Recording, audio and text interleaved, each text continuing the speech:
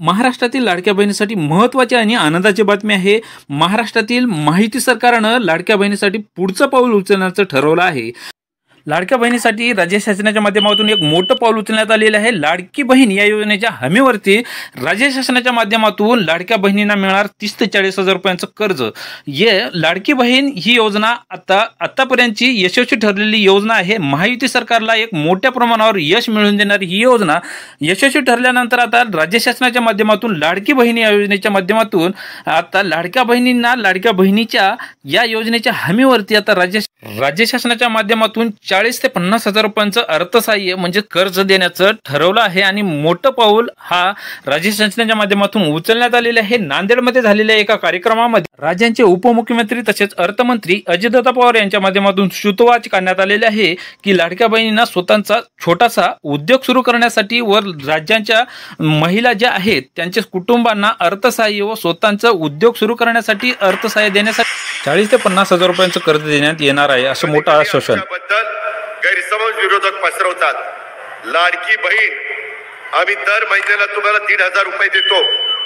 त्याच्यामध्ये मी राज्याचा अर्थमंत्री म्हणून सांगतो, तुमचे जे लाभार्थी माझ्या लाडक्या बहिणी त्या योजनेमध्ये बसतात त्यांना ही योजना कदापि आम्ही बंद करणार नाही।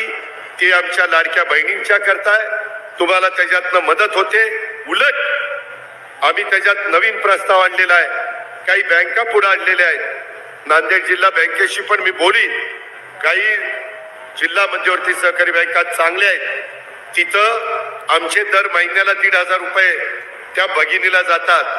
त्याच्याऐवजी त्या भगिनीला त्यांनी 30 ते 40 हजार रुपये द्यायचे आणि हप्ता ह्याच्यातनं त्यांचा जाईल।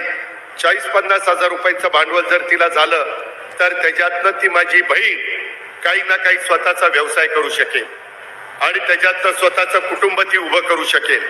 हे होऊ शकतं। लाडक्या बहिणीने स्वतःच्या पायावरती उभं राहावं यासाठी राज्य शासनाच्या माध्यमातून मध्यवर्ती तसेच जिल्ह्याच्या माध्यमातून जे काही बँका चालवल्या जातात त्या बँका काही चांगल्या आहेत आणि त्याच पद्धतीने राज्य शासनाच्या माध्यमातून लाडक्या बहिणींना बिनव्याजी कर्ज मिळेल अशा पद्धतीची आशा त्यांच्या माध्यमातून राज्य सरकारच्या माध्यमातून व्यक्त केली जात आहे की बिनव्याजी कर्ज जर या महिलांना मिळालं तर त्यांनी अर्थार्जनासाठी व कुटुंबासाठी आर्थिक स्तर उंचावण्यासाठी त्यांना एक मोठं अर्थसहाय्य मिळेल।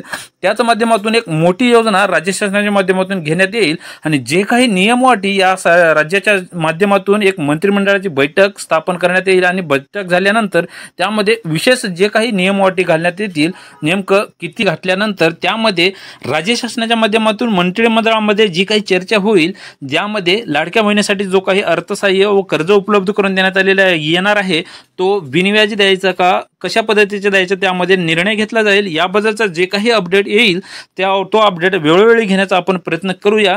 ही माहिती तुम्हाला अवश्य उपयोग पडेल ही आशा करतो। पुन्हा भेटूयात अशाच नवीन माहिती। तोपर्यंत तुम्ही या चॅनलवरती नवीन असाल तर या चॅनलला नक्की सबस्क्राईब करा जेणेकरून अशाच नवनवीन व्हिडिओचे अपडेट मला वेळोवेळी मिळत राहील। पुन्हा भेटूयात अशाच नवीन माहिती। तोपर्यंत तुमची या चॅनलला नक्की सबस्क्राईब करा।